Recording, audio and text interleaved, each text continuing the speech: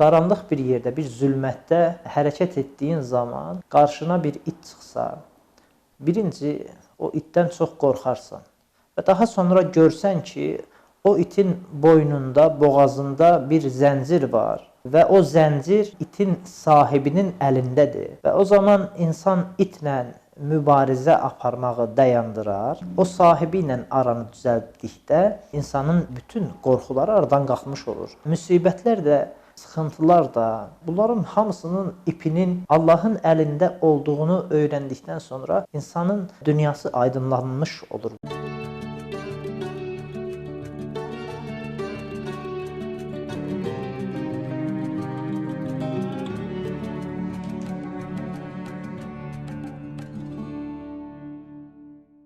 Bismillah, elhamdülillah və salatu və selamu alə Rasulillah.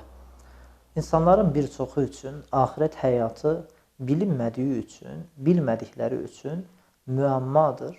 Müəmma da bir zülmətdən ibarətdir onların zehnində. Zahiri olaraq bunu görürlər ki, bir insan vəfat eləyir və həmin insanı aparıb bastırırlar bir qəbirstanlıqda və daha sonra onun hara getdiyi, nəsər olduğu haqqında maddi olaraq bir gözləm edə bilmirlər, baxa bilmirlər, müşahidə edə bilmirlər. Buna görə də insanların əksəriyyəti üçün bu məsələ biraz qaranlıq qalır.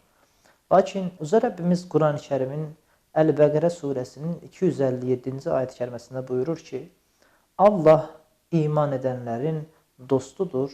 Bu ayətin bir tərəfi onları zülmətdən aydınlığa çıxarar.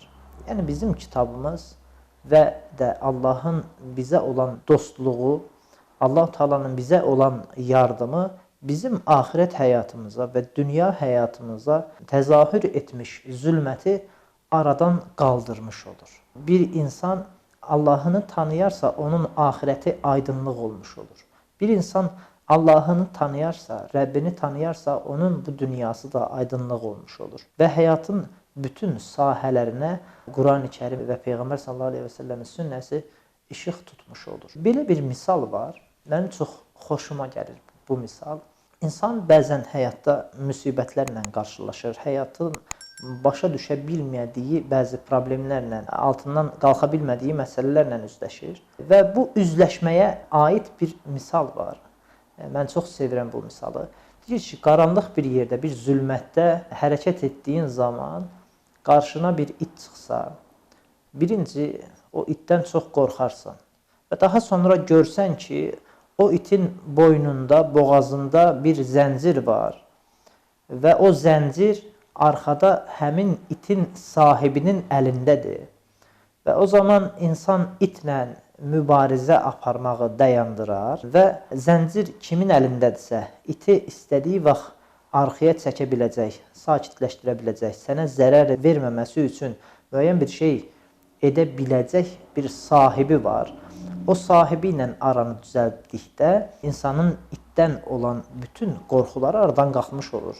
Daha arxayınsən, o itin sahibinə güvənirsən, onunla aravı düzəltmirsən və təbir caizsə, müsibətlər də, sıxıntılar da, həyatımızda başımıza gələn problemlər də, yaxşı işlər də, pis işlər də, bunların hamısının ipinin, hamısının zəncirinin Allahın əlində olduğunu öyrəndikdən sonra insanın dünyası aydınlanmış olur və bu ayət-i kəriməni biz orada daha gözəl başa düşə bilirik ki, Allah iman edənlərin dostudur, onları zülmətdən aydınlığa çıxarar. Allahı tanımadan keçən bir ömür onsuz zülmətdən ibarətdir, zülmətlərdən ibarətdir, qaranlıqlardan ibarətdir.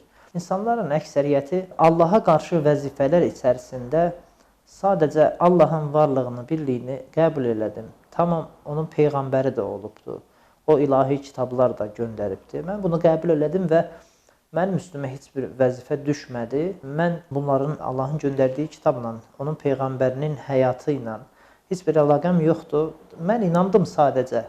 Bunu deyərək məsələni bağlamaq mümkün deyil. Bir müsəlman əgər Allaha inanırsa, Peyğəmbərinə, mələklərinə, kitablarına, qədərin, xeyir və şərin Allahdan olduğuna, öldükdən sonra dirilib haqq hesab verəcəyinə, bunlara iman eləyən şəxs buna görə davranması lazımdır. Necə ki, bir yolda avtomobil idarə edən adam yolda müəyyən radar varsa, radar olduğunu qəbul edib, ancaq o radarın təyin etdiyi sürət həddini aşaraq sürərsə cərimələnir.